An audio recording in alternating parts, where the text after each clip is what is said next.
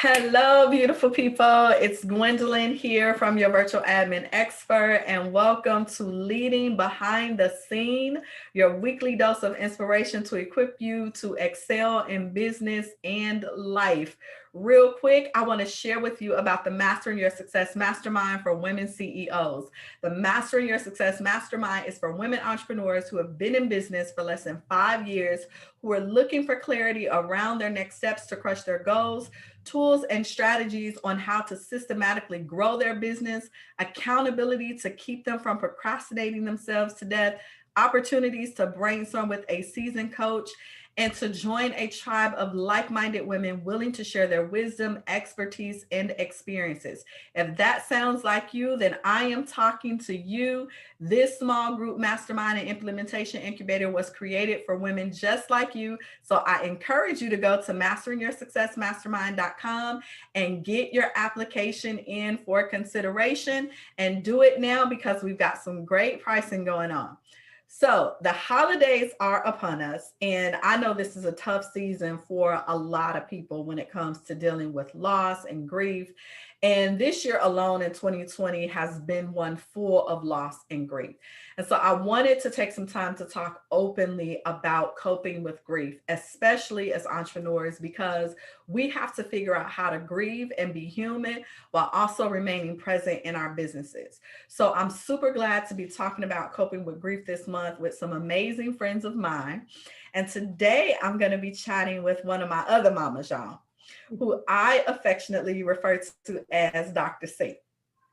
Say hey to the people, Dr. C. Hey, everybody. It is an honor and a blessing to be here. How are you guys doing?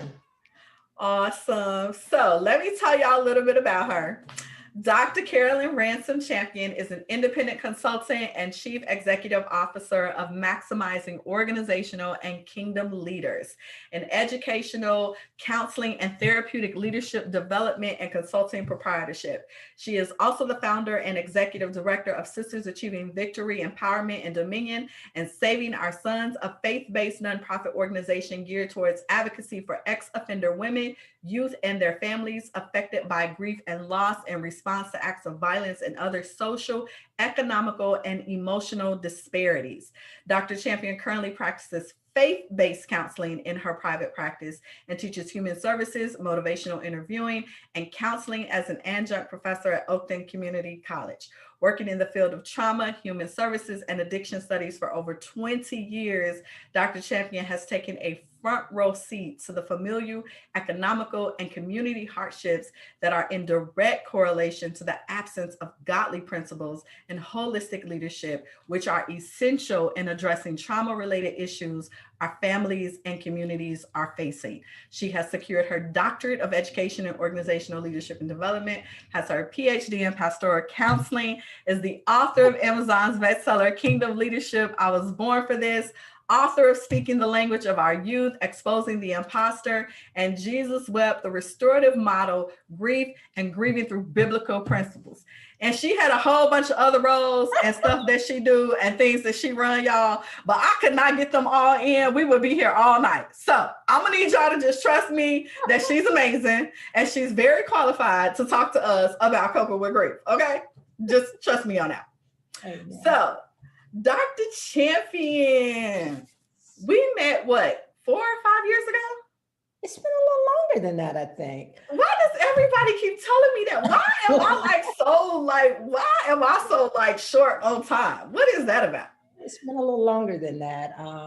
But it was an amazing opportunity because we were actually fellowshipping in the same community of faith at that time. We were. I was actually teaching a workshop or a training class on leadership. And you actually came into the class, and I knew as soon as I saw you, I said, not only is she trouble, but she held trouble. She's getting ready to kick some doors wide open, but and it's just been a blessing ever since. Oh my God, it's so interesting that you say that, because I remember being in that class. It was leadership boot camp. Mm-hmm. And I remember you were walking us through this exercise of identity. and you stopped right in front of where I was sitting and turned and looked at me, and you was just like, yeah, you're an apostle. And I just looked at her. I was like looking at her like, this lady is crazy. In my head, I'm thinking, what is she talking about? And she don't even know me. Mm-hmm. That pioneering grace and anointing was on you. I mean, the oil is so fluid even then. Oh my And gosh.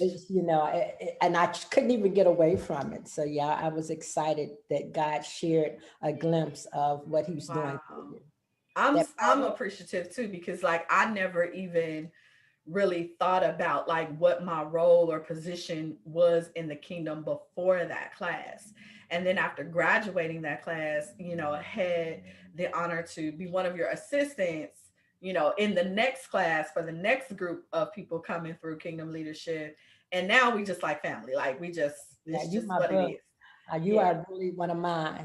I thank your mom, Coach Jackie, for sharing you with me because I love you. Yes.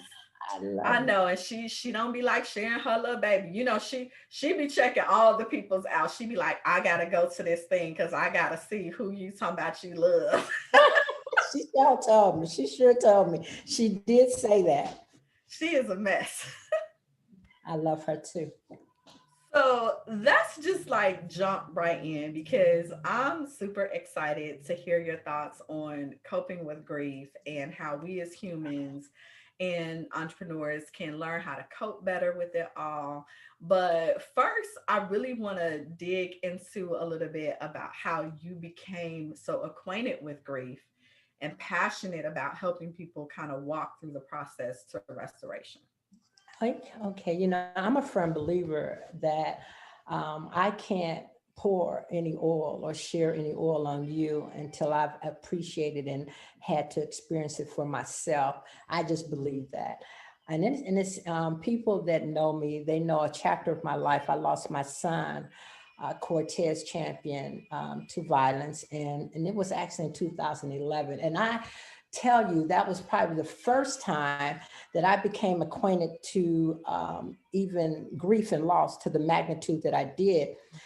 And because I was a believer and because I was in the church, I was actively engaged in the church. I think that made it harder for me Wow. because, things like that just not supposed to happen to you when you serving God and you loving the Lord, and you're really loving him with all your heart. Yeah. You're taking and you're actively engaged in leadership dispositions. I figure, okay, you have positioned me to help take care of your house. So I just know you're taking care of mine. Yeah. So that was my first introduction to grief and loss. And I tell you, for a season, for a moment, it was as though everything that I felt was a part of my identity was just snatched away from me. Wow. And I began to, I asked the questions why. However, it's because we don't. So fast forward. One of the things that what I realized, and I found out during that process, that even when I tried to get away from God, and that's why I am a leader of faith. I can only give you what I got, and I can only give you what I know. And for me, it is faith. It is faith in God. It is the goodness of the Lord, even when it hurts, if you will. Ooh, that's a word right Much there as I in tried and to of get away itself. from Him, He wouldn't let me go. And that's why, and out of that became, that's when God developed SOS, Saving Our Sons, as well as my first book on Grief and Loss through Biblical Principles, the Restorative Model. And it was so amazing because in that model, I talk about 6 expressions of grief, but I'm getting a little bit ahead of myself. But that's No, when I this is great. introduced with grief and loss. Out of my agony and out of my pain, it had to go somewhere. And I had to make a choice. Either I was going to lie down and die with Cortez, or I Wow. was going to allow the power of God to lift me up and begin to actually become that healing balm, that oil for someone else that would have to go through that what I went through, or to even have, if possible, help prevent them from going through what I went through. Wow. So this is good. So tell me, like, let's walk through that framework. What is that like? Because I really want to understand, like, how does grief affect a person, like at their core? Because I know when I lost my aunt just recently, these last 5, 6 months, like I hadn't felt grief like that in a very, very long time. I think probably since my uncle died some years ago. And it just like took the wind out of me. So walk us through kind of this framework and what that looks like. Well, first of all, let me say this, that everyone grieves differently. But I do know one of the common themes that people share is it hurts, okay? That there is, you know what I reckon, or I liken the loss of my son to as if someone had been actually born with all their limbs. And then all of a sudden, unfortunately, someone had to lose an arm or a leg, so they were amputated. And even though you would learn how to function without that limb, it was still gone. It was a noticeable limb or a functionality that would never be the same. And even though you would learn how to go through the mechanics of functioning without it, it will always be missed. Yeah. You know, I don't think that there's a cutoff or a cutoff. You know, we like to say, oh, you grieve for so long and then, you know, you're going to feel better. You know, I beg to differ. I think that what we do is we learn how to function in the midst of the absence. That part. And that's why there were 6 expressions that God gave me. And it was so amazing because what I realized, and I know there are 5 stages of grief, but this is something, 6 expressions of grief and loss that he gave me. And it's really, that's really amazing to me. And I believe what I saw was each one of our family members actually experiencing their stages and their expressions in their own way, that I didn't even realize it. I was writing, God gave me this to write about. And then I was able to look back and say, oh my God, that's where I was. And that's what I was doing.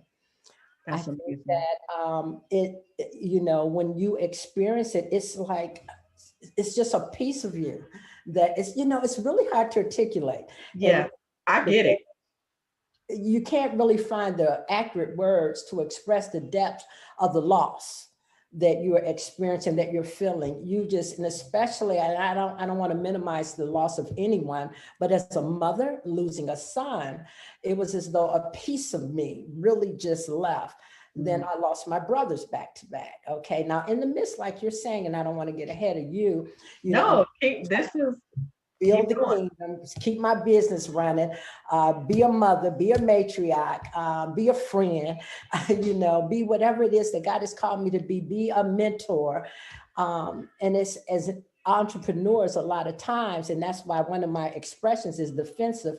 We almost feel as though it is a crime or it is a sin to say that we need help.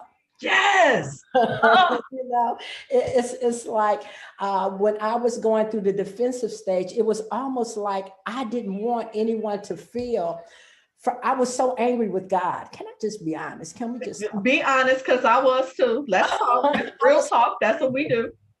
I was so angry with God. So there's the anger, there's the betrayal, this feeling of betrayal. That because when you're believing in a power greater than yourself, you just expect it to take care of you and yours.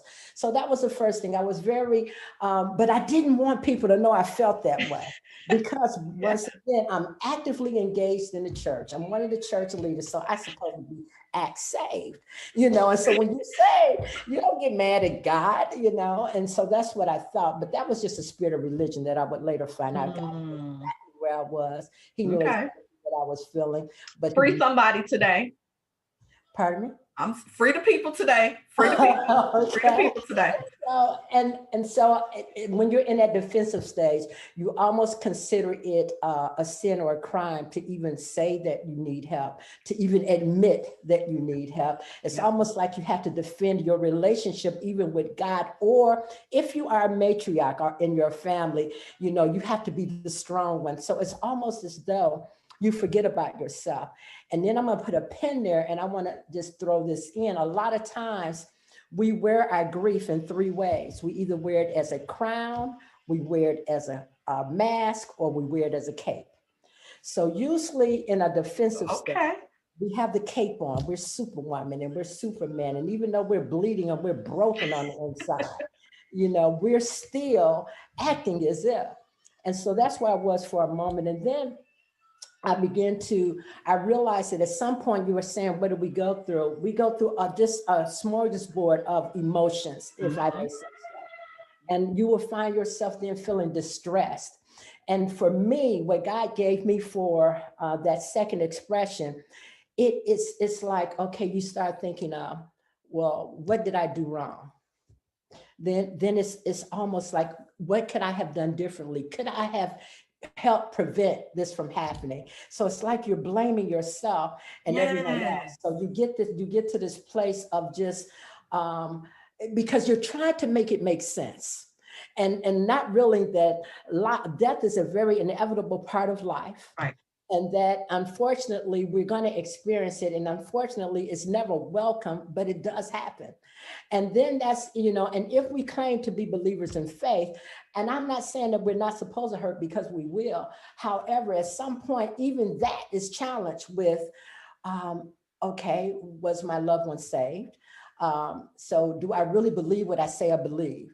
So if this happened, and I know that it was unexpected for us, but it wasn't unexpected for God if we really believe what we say we believe. So when we're in the distress phase expression, we're asking ourselves, could I have done something else? No, we're not God. God, unfortunately, God knew the expiration date of the day of inception. And it doesn't, if we believe what we believe in the word of God, it doesn't change. Now, it may come unexpectedly. Oh my God, daughter, as you know, I have experienced just recently grief and loss from a dear friend that he was just a picture of health. I never thought that he would not be here at this moment. And this was just 3 weeks ago. So, so we get to this place, well, maybe if I had just called and like I usually do, or maybe if I had just been there, as though we have the power over life and death, and we don't. Wow. So then we actually get, we might, another form that it comes and it attacks us, or how we interpret grief and loss. Sometimes what I call the desperate expression. And this, I always give this scenario because my son, Robert Champion, I'm gonna give a shout out. He has a book out, Living a Double Life, right now. Hey, Robert. But one of the things and I wrote this before this happened. Now, mind you, God had me writing this. And the desperate expression is almost like you're demanding answers. It's like, okay, God, you said this and you said that, and what is this? Or whomever you feel that you need answers from that can give you the answers. And I'll never forget, my son took a picture of his brother, my son that I had lost, and sent it to our then pastor, which is now his current pastor. And he asked him, is this the promises of God? Now he showed up, took a whole picture of my son in, he was on the gurney, and he sent it to our pastor. My son was so angry and he was so desperate to understand, because he also actively in the church. Wow. And he was like, is this the promises of God? So these are three expressions. We're still talking about how it affects us, what happens to Absolutely. Us. And these are just variations of experiences that we might experience. And you will find yourself in one of these places. And then the next one is you can become dispirited. And when we say dispirited, it's almost like you just begin to, what happens is that you begin to wonder, is it even worth it? You become angry. Wow. The anger begins to surface to the top, and you just you believe that, say for instance, if you may have gotten a prophetic word and that over yourself or over your loved one that did not say this was going to happen. And so you begin to think then, where is it all just a lie? Is it a facade, or what's happening? You become dispirited and you begin to not be able to trust in what's the news. So what happens is that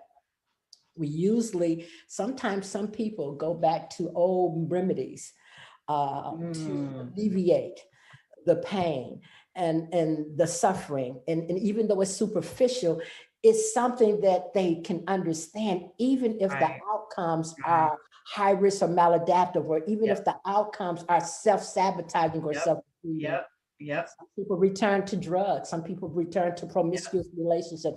People deal with grief differently. Oh my God. I feel like you have just described every phase that I went through when my aunt passed. Cause I could like, as you were talking, I'm like, oh yeah, like I did that. I did, like, I was there. I did that. And I could see myself in every one of those expressions. And I just like, I just couldn't understand it. And I even got to that place where I was like, well, what do I keep going for? Like, why do I get to live and she died? Like, this was a question I was asking God, like, well, why? What am I still here for? Why should I keep going and doing stuff? Because she gone. And that's that phase that I call defeated, the survivor's remorse.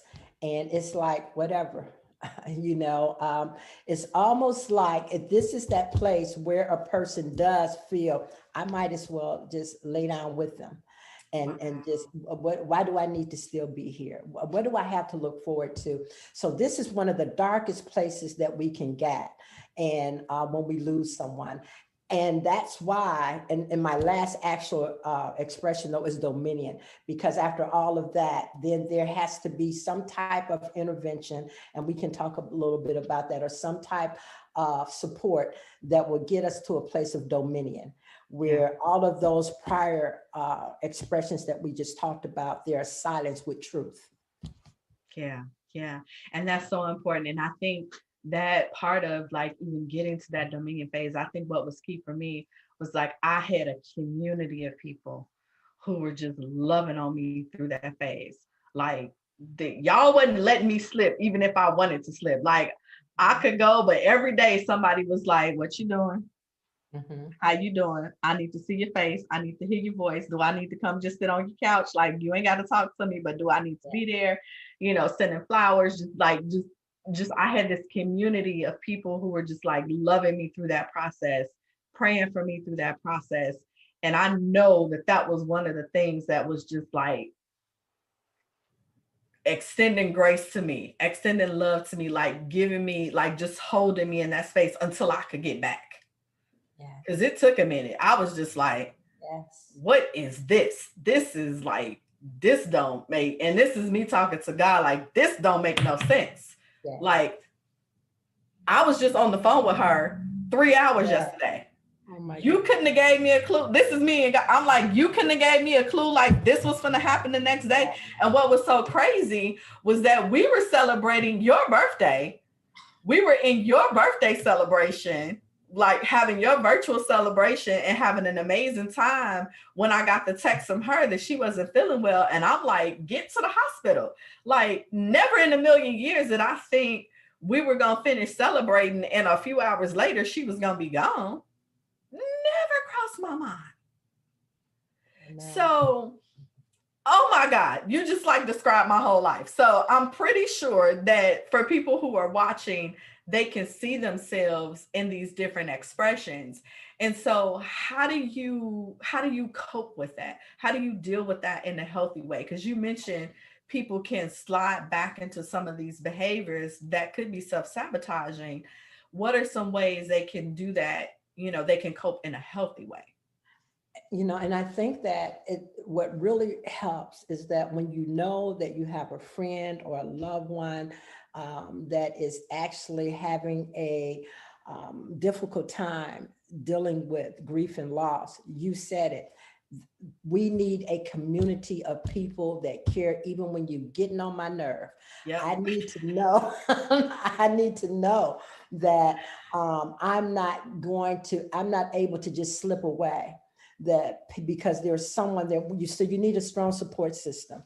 Yeah. And you need to really be able to be honest with yourself about where you're not. And that's takes longer for some than others. And that's why you always need that extra set of eyes and those ears and those intercessors, that are praying for you. And for those that are not faith-based, which, and that's okay, because I'm not your God, but I believe that if we get together, I can be an arrow pointing you to him. But, and even in those moments, you just need someone and you have to, it's good to be open to actually admitting I need help.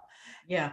You just have to be able to say, I'm not dealing with this well, that I don't want to, that I'm sinking deeper and deeper into what we call a black hole, that even though I do Christian counseling, I also do mental health counseling. And you know, and you have to be able to say, look around you, people that love you, they need to be able to say, nope, okay, this, you know, I'm not liking what I'm seeing. I'm concerned. So Yeah. let's get you some therapy. Let's get you, you know, some type of support system. Let's get you out the house. Let's just go for a walk. Yeah. Let's do something to redirect the anxiety, you know, because what a person experiences with grief and loss is literally separation anxiety. Yeah. You're really anxious about being That's good. separated from someone that you don't want to be separated from.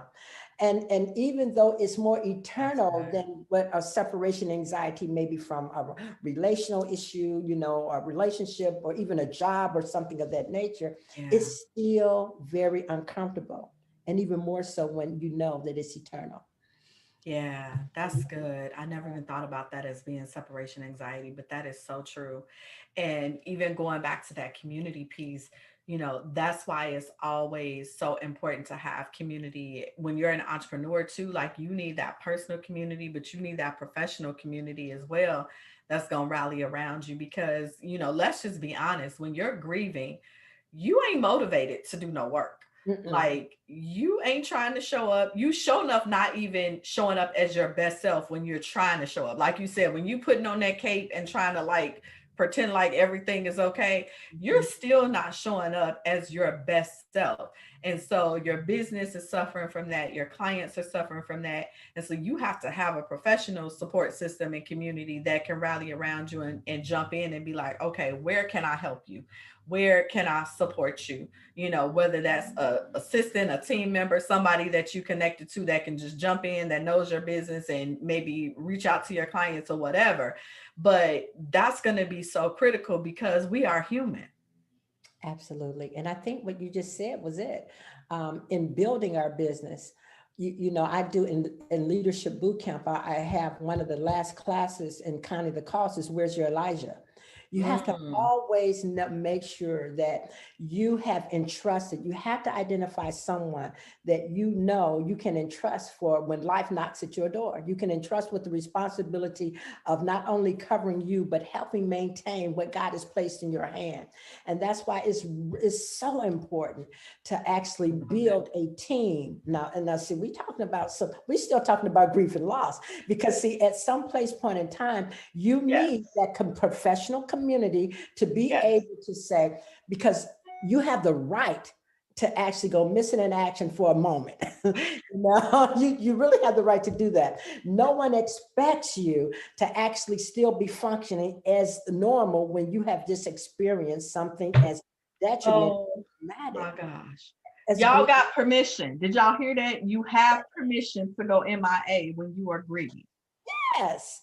And that's why it's so important as we're building as entrepreneurs, we have to actually have that somebody or that team that can actually be able to pick up the ball and run with it for us for a moment while we take the due time that we need to Oh be reconciled to ourselves.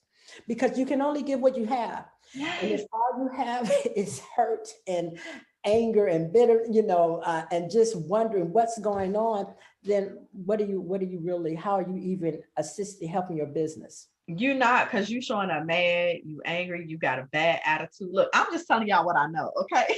Oh, You got a bad attitude, like you don't want to be around nobody, but guess what? They don't want to be around you either because you funky right now.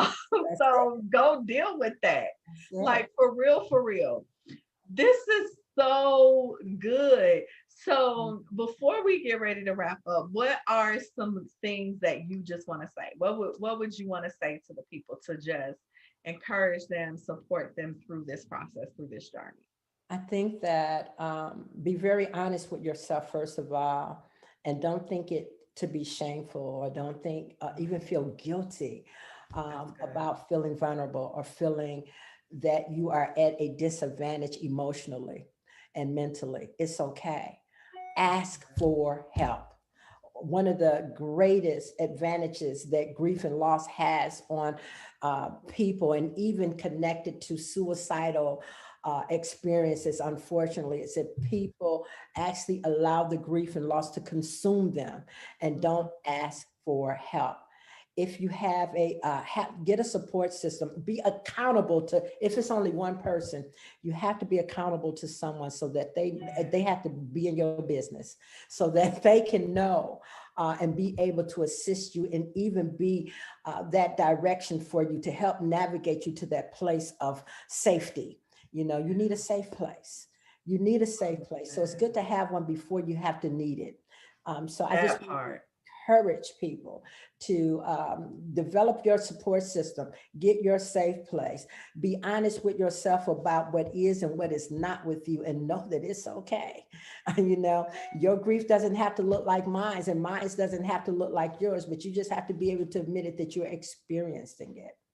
And that's, you know, and that's it. You just really need to know that it's okay to ask for help, even to the point of having therapy.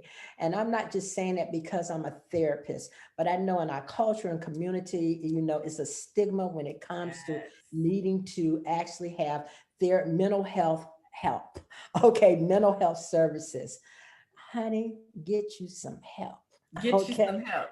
Therapy saves lives, y'all. Okay, talk to someone. You and look, I'm just gonna throw it out there. One of the baddest, what I want to say, leaders, one of the baddest coaches, one of the baddest mentors that I know, is who I actually go and sit up under when I'm feeling the walls closing in on me. And it don't have to just be from no grief and loss. And that's Coach Jackie. I just want to say, y'all, you know, check her out too. Because y'all sleep on Coach Jackie. Let me just tell y'all. Yeah, really are. And look, I don't know if I'm glad or not. It's bomb. And I'm not saying that just because she's my mama. I'm saying that because I have sat under her and I have grown under her, and being coached by her, and I've seen some of the things that she's done with other women as well. So you're absolutely right. She is like bomb.com. She's amazing. And you know, because it does need to be someone of integrity, someone that you can trust, but you need a support system. So that's what I just want to encourage you. Be honest with yourself about where you are and where you are not. Know that you can't deal with this alone, and know that you don't have to, you're not expected to. And just really begin to seek professional help as well. You know, it doesn't have to, and there's a difference from therapy, psychology, and psychiatric intervention. There's a difference, and people need to know that. I'm not saying you need medication. You just need someone. You need a sounding board, and you need a safe place. A safe place, and somebody that's not going to be judgmental. Somebody that's not so close to the situation. They can help you get new perspective, give you some real strategies to deal with it. I agree. Therapy saves lives. I'm telling you, if you don't have no therapist, I'm gonna need you to go get one, like today, for real. So, Dr. C, thank you so much for making time for me today. I so appreciate you. My pleasure. I love you. And I really love what you're doing. I think that you're amazing. It just actually complements the pioneer anointing that's on your life, the mantle that's on your shoulders. And you'll be amazed. I think that when you say leading behind the scenes, I think that sometimes you probably don't even have a clue of how many people are helped by this podcast. Wow. Yes. And I'm just being obedient, and I will continue to do that. But that means a lot. So thank you. Okay. All right, beautiful people. Thank you so much for joining us tonight. For those of you who are coping with grief this holiday season, our prayers are with you. And I hope that tonight has given you hope to know that you can get through this. You have permission to grieve. You are not alone. Find your safe place. I would love it if you could hit the like button, love button, share with anybody that you think might enjoy it or who could benefit from it and needs to hear this message. Leave us a comment. Tell us what your favorite, takeaway was. I love reading them and interacting with you. Be sure to follow me on Facebook, Instagram, Twitter at Your Admin Expert, and subscribe to the email list on the website at yourvirtualadminexpert.com for even more tips, tools, and strategies. Dr. Champion, tell the beautiful people how they can connect with you. You can actually go to my website, moklconsulting.org, and you will just be able to see an array of services that's afforded to you. And I will immediately get back in touch with you. You can put your request in and I will contact you. Or you can come also, I do have an office in Beverly, on West 95th Street. And that's another way. I also do in-person services. I do virtual therapy as well as in-person services on 2215 West 95th Street. I actually contract with Cam Alliance, and we're doing some amazing things out here as well. But moklconsulting.org. Check out my website, send in a request, and I'll have someone get right back with you. Amazing. Well, thank you, beautiful people, for tuning in. And I will see you next week for another segment of